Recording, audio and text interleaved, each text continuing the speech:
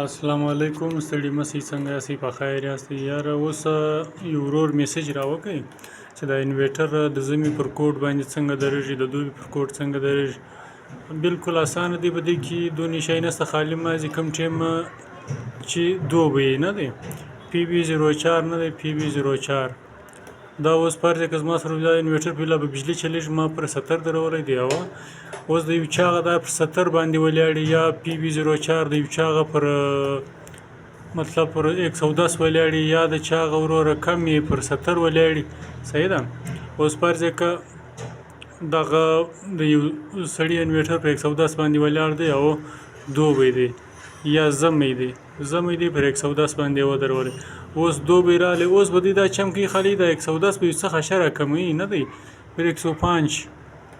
یا 103 یا 102 به دا رقم بیا درېږي